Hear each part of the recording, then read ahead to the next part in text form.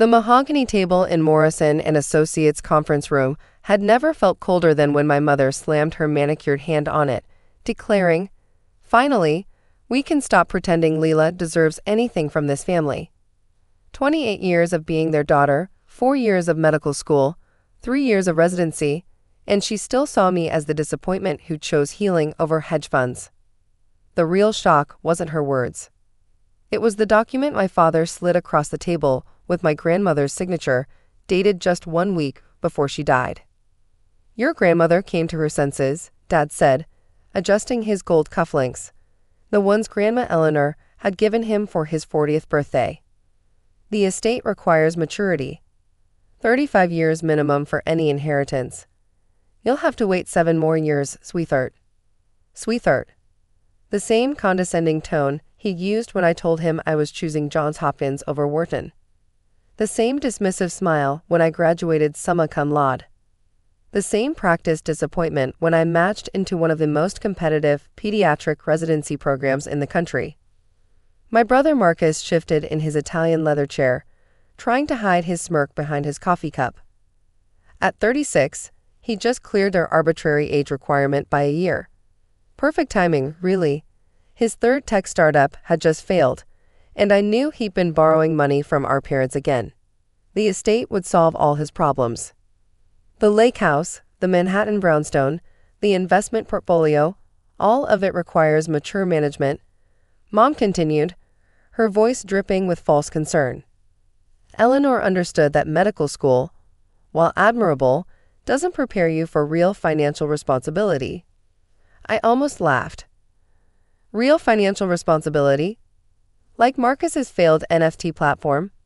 Like Dad's 3 bankrupt restaurants?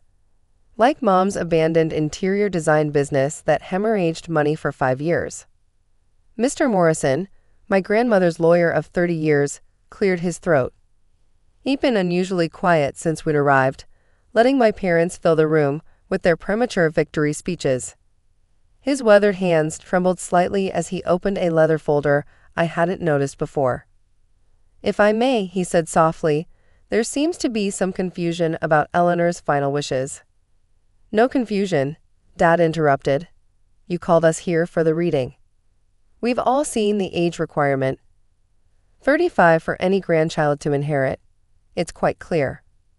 "Indeed, there is an age requirement," Mr. Morrison agreed, pulling out a document.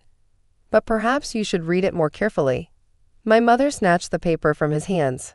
I watched her face transform as she read, confidence melting into confusion, then hardening into rage.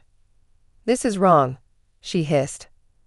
"The trust states the estate goes to the eldest grandchild who has reached 35. "No, Mrs. Hamilton," Mr. Morrison said patiently. "It states the estate goes to the youngest grandchild who graduated medical school. The 35 is in reference to a different clause entirely, the age at which the trustee positions rotate." The room went silent. Marcus's coffee cup clattered against its saucer. "That's impossible," he sputtered. "Lila's the only one who went to medical school." "Precisely." Mr. Morrison smiled for the first time since we'd arrived. "Dr. Hamilton, I believe congratulations are in order." I kept my face neutral, the way I'd learned during those brutal 36-hour shifts when showing exhaustion meant weakness. Inside, my heart was pounding the same rhythm it had when I delivered my first baby, when I'd saved my first life, when I'd realized that Grandma Eleanor had been playing a longer game than any of us imagined. "She manipulated Mother," Mom's voice cracked. "In her final days, when she wasn't thinking clearly. Eleanor updated this trust 5 years ago." Mr. Morrison interrupted, "Right after Lila's acceptance to Johns Hopkins. She was quite specific about the medical school requirement. Said something about wanting the estate to go to someone who understood the value of healing rather than hoarding. 5 years ago, when I'd sobbed in Grandma's garden because Dad had threatened to cut me off if I chose medicine over business. When she'd held me and whispered, 'Follow your heart, little bird. I'll make sure your wings stay strong.' This is contestable," Dad declared, loosening his tie. "Mother wasn't sound of mind. We have witnesses." "Who will testify that Eleanor Hamilton, who managed her own investments until the day she died, who beat you at chess every Sunday until last month, wasn't mentally competent. Mr. Morrison's voice carried an edge now. The same Eleanor who attended Lila's white coat ceremony via video call from her hospital bed. I remembered that call. Grandma in her oxygen mask, tears streaming down her face as I took my oath. "That's my girl," she whispered. "That's my legacy." Furthermore, Mr. Morrison continued, opening another folder, there are specific provisions for family members who contest the will. Would you like me to read those aloud? My parents exchanged glances.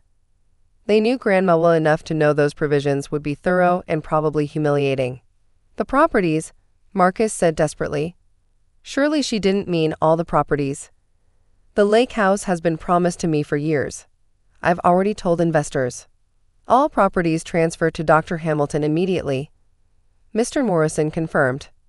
Including the lake house, the Manhattan brownstone, the Hamptons cottage, and, he paused, seeming to enjoy this, the building at 485 Madison Avenue.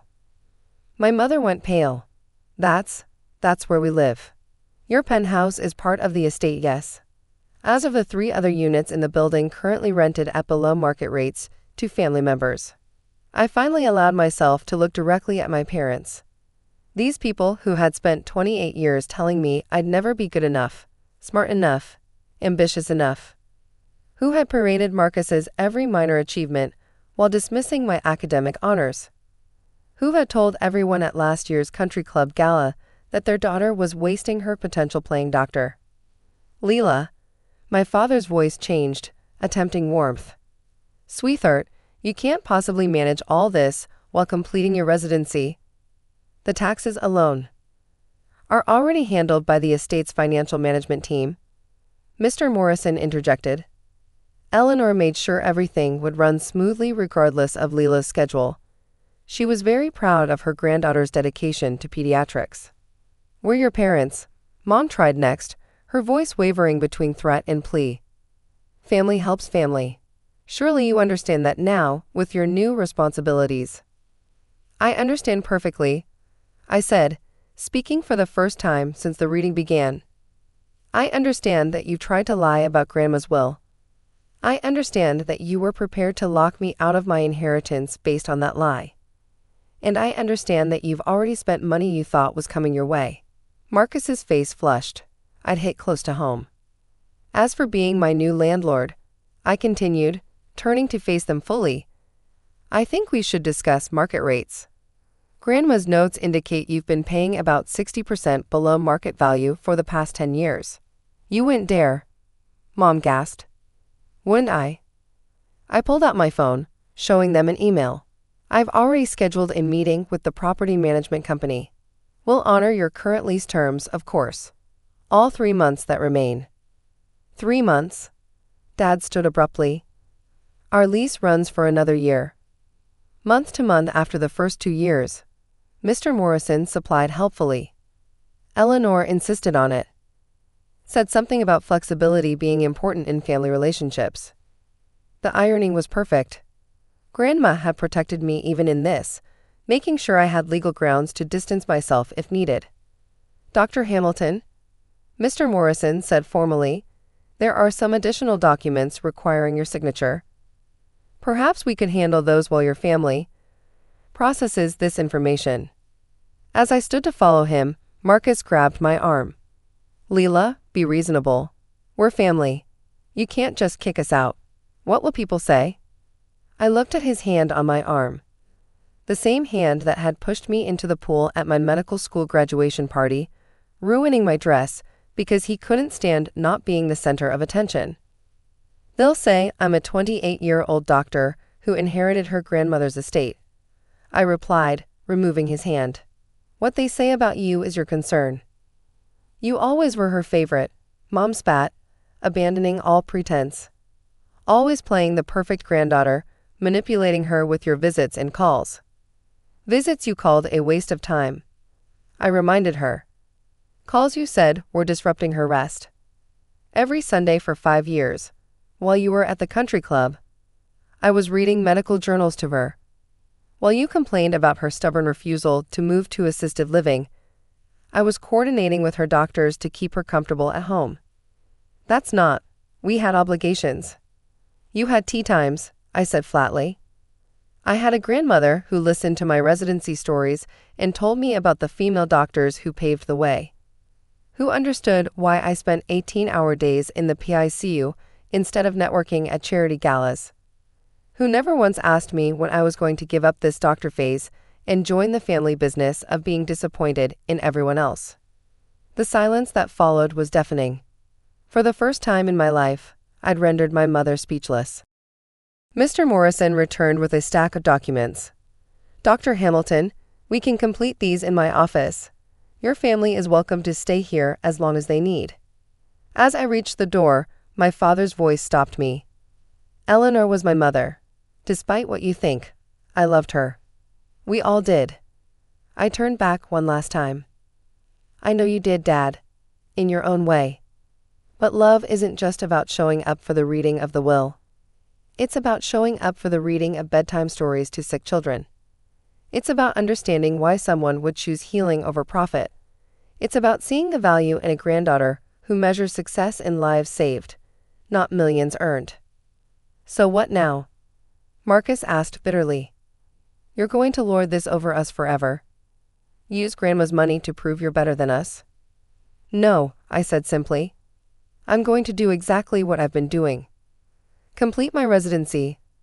Open the pediatric clinic Grandma and I planned in the Bronze property. Live in the brownstone because it's closer to the hospital. And yes, find tenants who actually appreciate below market rent in Manhattan. The Bronze property is worth millions, Dad protested. You can't just turn it into some charity clinic. Watch me, I said. Or don't. Your choice. But either way, it's happening. The Eleanor Hamilton Free Pediatric Clinic will open next year, just like she wanted. Mr. Morrison held the door for me, but I paused one more time. Oh, and Mom. That comment about me being too young to manage the estate. You're right about one thing, 28 is young. Young enough to remember every time you told me I wasn't good enough. Young enough to have decades ahead of me to prove you wrong. And definitely young enough to find new tenants who won't try to gaslight me at my grandmother's will reading.